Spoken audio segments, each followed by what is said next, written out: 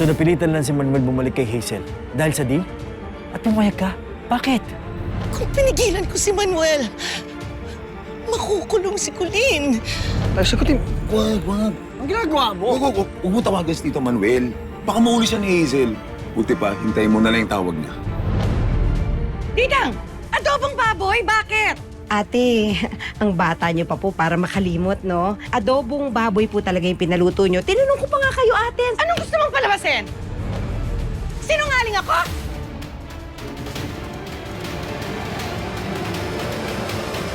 Ate, adobong baboy po talaga yung pinaluto niyo sa akin, promise. Hindi!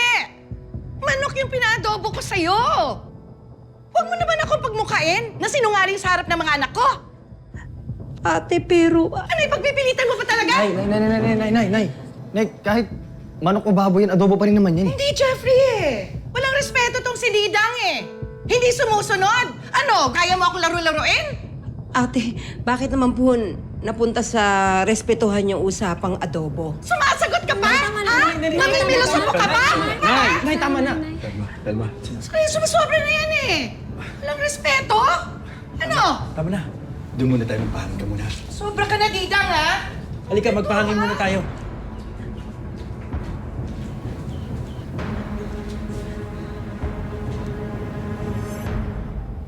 Ano nangyari kay nanay?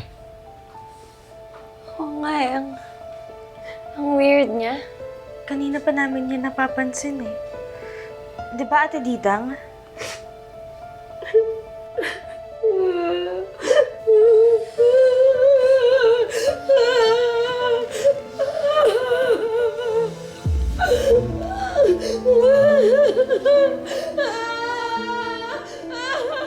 Ate! Ate Didang! Oh, Jeffrey. Tinext ka na ba ni Tito Manuel? Hindi ko pa na-check eh. Nag-text nga. Nak, sorry hindi ko nasagot. Mantik na akong mahuli ni Hazel. Huwag ka na tatawag ha. Hintayin mo muna na ako yung tumawag sa'yo o kaya mag-text.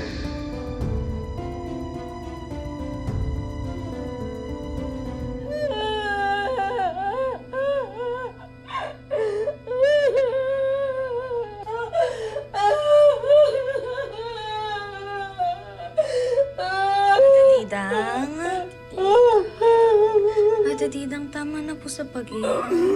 Alam mo, Colleen, madali naman sabihin para sa'yo yan eh. Dahil hindi naman ikaw yung nasigawan. Hindi naman ikaw yung napahiya.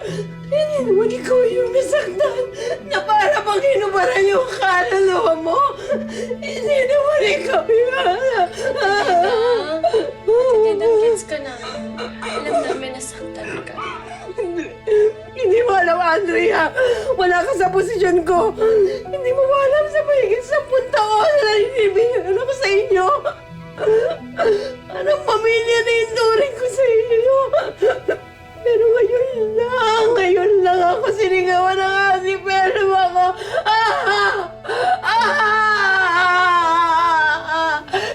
Sakit.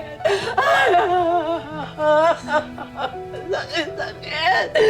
Hindi ko kaya. Sakit. Ate Didang, promise mo talaga. Promise. Naiintindihan ka naman namin eh. Pero, baka pwede naman, intindihin mo na lang din si nanay, ha? Alam mo naman, may pinagdadaanan siya ngayon. Bakit ako? Wala akong pinagdadaanan. Ikaw, Colleen. Ikaw din, Andrea. Di ba lahat naman tayo nasaktan? Nasaktan tayo sa anak Kuya Manuel.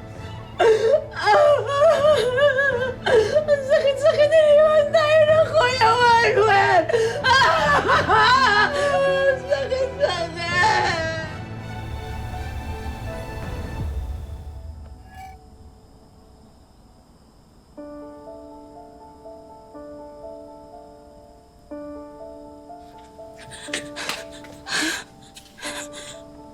Friend, are you okay? Ano nangyari? Alice, ang hirap pakisamahan ni Manuel. And? And what? Yun na yun? My God, Hazel. Off ko ngayon. May date pa ako. Pero iniwan ko yun kahit nainis pa ako sa'yo from last time. Dahil ang text mo may emergency. Tapos ngayon sasabihin mo lang na hirap pakisamahan si Manuel. Napaka-inconsiderate mo naman. Pasensya na. Kailangan ko lang ng taong mapagbubugahan. Ginusto mo yan, di ba? Gusto mo ulit maging Mrs. Cruz? Eh di panindigan mo. Paano nga?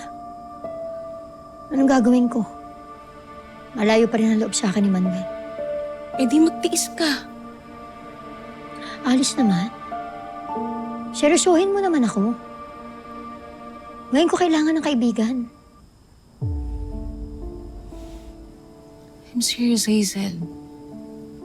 Kung gusto mo makuha yung loob ni Manuel, magtiis ka. Magtiyaga. Hindi na siya yung Manuel na kinakaya-kaya mo lang dati. Ngayon, kung hindi mo kayang gawin yun, then let him go. No. I cannot afford to let Manuel go. Mahal ko siya. Siya na lang ang meron ako. Yun naman pala eh. Then follow my advice. Tama ka. Magtitiis ako. Gagawin kong lahat. Kahit mahirap. Hanggang sa mahalin niya ako, hindi ko susukuan si Manuel. Paninindigan ko na ako talaga ang Mrs. Cruz.